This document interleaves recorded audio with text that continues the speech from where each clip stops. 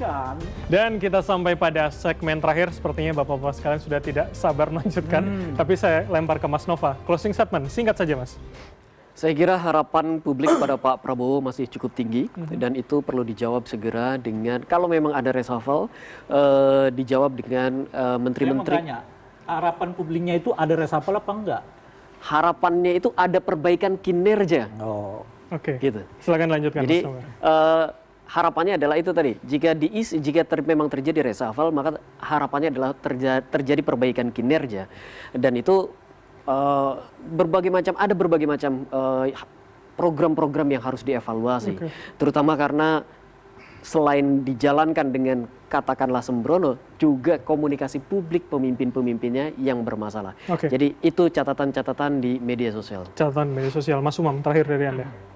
Iya, reshuffle itu bukan semata-mata dan bukan sekadar transaksi politik, tetapi reshuffle adalah alat tata kelola. Bagaimana kemudian memverifikasi, bagaimana mengevaluasi sebuah kinerja pemerintahan. Yang terpenting adalah mesin pemerintahan bisa menghadirkan sebuah tata kelola pemerintahan yang lebih efektif, tentu lebih legitimate, karena bagaimanapun juga kekuatan legitimasi politik itu dibutuhkan. Yang terpenting adalah akselerasi, karena tantangan ekonomi semakin tidak mudah, kemudian ekonomi global juga mengalami fluktuasi, maka kita berharap apapun nanti yang dilakukan oleh Presiden bisa berdampak positif terhadap kinerja pemerintahan ke depan. Artinya pertimbangannya akan lebih berat, karena gejolak geopolitik juga fakta per saat ini demikian. Salah satunya kemarin ya ketika kita bicara Board of Peace. Bagaimana seorang Trump misalnya memberikan sebuah kecaman terhadap Prancis yang tidak mau bergabung kepada Board of Peace dengan ancaman tarif 200%. Kalau misal itu dihantamkan ke kita, memang cukup signifikan. Memang basis ekonomi politik perdagangan kita dengan Amerika Serikat praktis 9-10%. Tetapi kalau misal itu terjadi, impact-nya itu banyak di sektor real. Dan itu harus jadi ini yang pertimbangan kemudian harus dihitung betul, termasuk juga kepercayaan publik terhadap pasar, bagaimana kemudian nilai tukar bisa dijaga, kemudian ISHG juga dijaga. Ini butuh kepercayaan yang cukup kuat, solid, memadai, tetapi di saat yang sama juga harus ditata dengan baik. Dengan komposisi kabinet yang seperti sekarang, menjawab nggak? Nah, adapun kemudian seperti itu, tentu proses evaluasi dilakukan oleh Presiden. Oleh karena itu, apa yang kemudian terjadi di OJK, apa yang terjadi di Kemenkyu, ada pergeseran, itu adalah bagian dari proses evaluasi. Itu tidak terjadi dalam ruang hampa, ruang kosong. Ada rekalkulasi di situ. Baik. Closing statement Anda, Bang Rey. Mau bilang apa ya? Ini masalahnya di Pak Prabowo, bukan di mana-mana. Saya dari awal mengatakan itu. Pak Prabowo tahu bahwa ia harus melakukan reshuffle, tapi begitu ia menyentuh nama-nama, nggak mudah. Itulah mungkin salah satu faktor kenapa di akhir Januari yang kita dengar kemarin akan terjadi reshuffle seiring dengan pengangkatan ketua dan macam-macam itu ya, ternyata nggak ada, ya karena kalkulasinya nggak cocok gitu. Makanya saya mengatakan Pak Prabowo tampil ya untuk memperkuat mentality politiknya itu gitu. Itu satu. Nah yang kedua adalah saya melihat kalaupun dilakukan reshuffle kali ini mungkin bobotnya akan banyak kepada kinerja. Sebab kalau Pak Prabowo melakukannya karena komposisi misalnya suka nggak suka politik macam-macam, dia akan kehabisan waktu. Itu yang dikhawatirkan oleh pemirsa kita tadi kan, sudah 4 kali reshuffle tapi efeknya nggak kelihatan nih. Nah jangan sampai reshuffle yang kelima juga akan begitu gitu.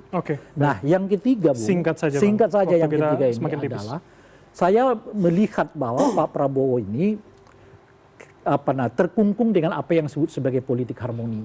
Oleh karena itulah sulit sekali ia melakukan reshuffle, jangankan atas pemilihan dirinya sendiri, bahwa semua orang sudah menginginkan supaya Kapolri diganti, hingga sampai sekarang beliau tidak mengindahkannya gitu ya.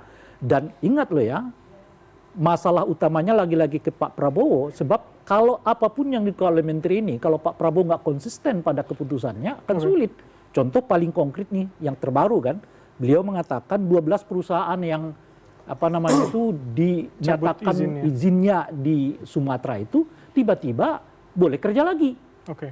Lalu gimana dong? Jadi mau gonta-ganti kabinet kalau Pak Prabowo mekanisme cara ngelola pemerintahnya begitu ya repot. Maka dia akan menonjol sendiri yang lain akan tenggelam. Oke, itu PR-nya. Mas Irawan, terakhir dari Anda. Kami tentu senang dan mengapresiasi tadi presentase kepercayaan publik terhadap Presiden masih relatif sangat tinggi, sesuatu yang tentu kami partai-partai politik pendukung Presiden harus ikut menjaga, bahkan harus meningkatkan tingkat kepercayaan tersebut. Sehingga kemudian disitulah sebenarnya relevansi dari instrumen hak prerogatif itu sendiri, bahwa setiap penggunaannya ya kami mengharapkan bahwa itu bisa justru meningkatkan kepercayaan publik, terus menjaga stabilitas politik pemerintahan, terus mengakselerasi implementasi berbagai program kerja Presiden tersebut. Yang kedua itu adalah bahwa kami percaya bahwa Presiden punya kemampuan untuk menilai setiap kinerja dari pembantu-pembantunya. Oleh karena itu kami berharap bahwa biarlah Presiden memiliki ruang untuk berpikir, ruang untuk mengambil keputusan tanpa kemudian terus ditarik-tarik, digoda-godain gitu, bahwa Presiden tidak punya kemampuan untuk kemudian mengeksekusi hal tersebut secara politik. Saya tidak yakin.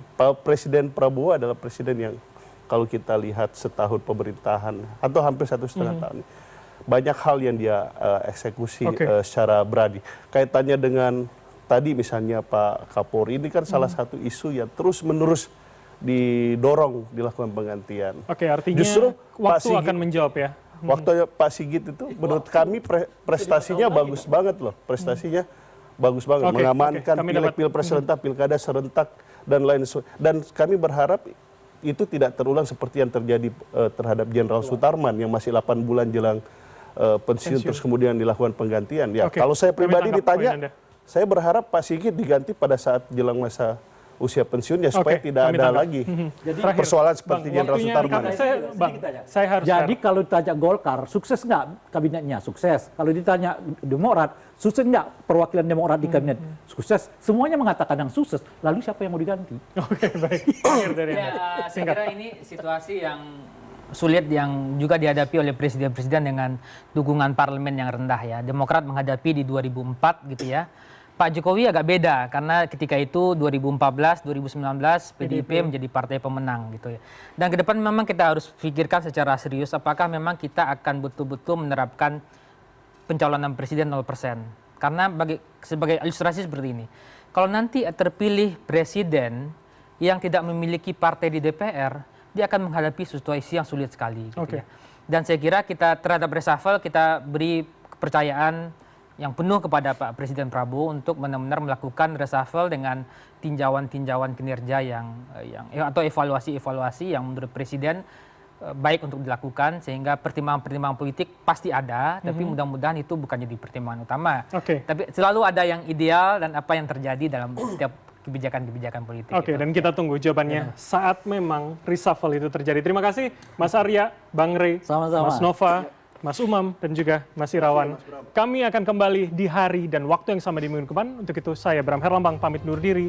Terima kasih dan sampai jumpa.